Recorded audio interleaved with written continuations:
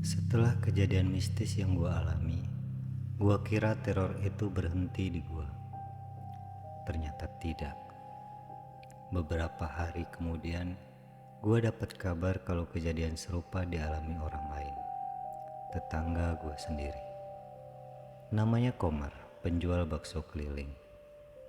Umurnya seumuran bokap gua, dan dia teman paling sering ngobrol sama bokap gua di depan rumah.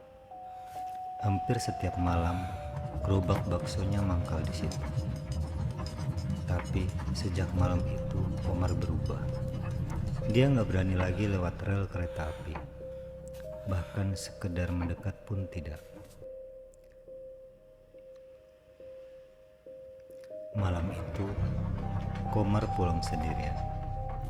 Seperti biasa, dia harus melewati rel kereta api untuk sampai ke rumahnya. Dia tahu di tempat itu pernah ada wanita yang tewas tertabrak kereta.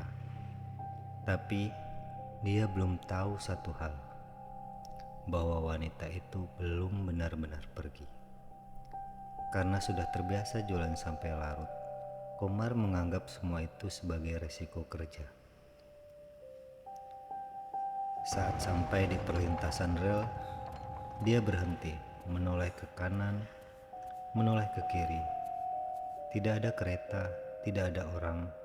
Saat itulah suara itu terdengar. Pelan, panjang, seperti ditahan. Mar. Bukan teriakan, bukan juga panggilan keras. Lebih mirip suara orang yang kehabisan tenaga. Komar berhenti melangkah. Di tengah rel, dia melihat sosok samar. Diam, tidak bergerak. Komar berpikir mungkin ada orang yang mau beli bakso. Dia menunggu. 1 menit, 2 menit, sosok itu tetap diam. Lalu suara itu muncul lagi, lebih dekat. Mar. Dan saat itulah Komar mulai merasa ada yang tidak beres. Rasa penasaran mengalahkan takut. Komar melangkah mendekat. 1 langkah, 2 langkah. Anehnya, sosok itu tidak mendekat, justru perlahan menjauh, seolah mengajak Komar untuk mengikuti.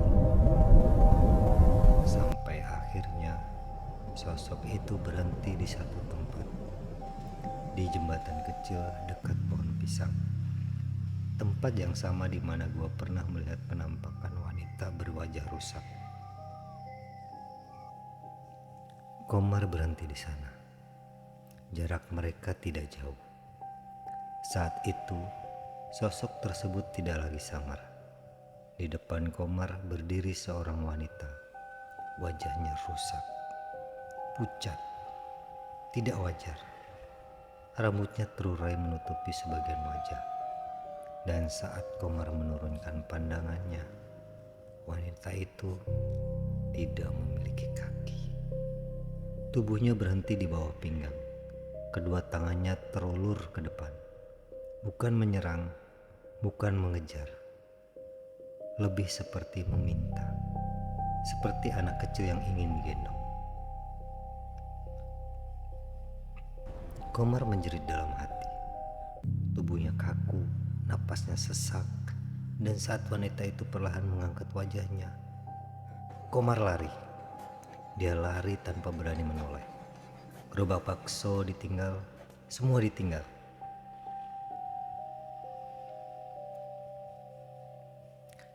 Kabar penampakan itu akhirnya sampai di telinga korban. Barulah diketahui wanita itu diduga mengakhiri hidupnya sendiri. Dia bukan warga sekitar rel. Dia tinggal di seberang desa. Tubuhnya tertabrak kereta saat pagi buta dan ditemukan warga sekitar jam 6 pagi.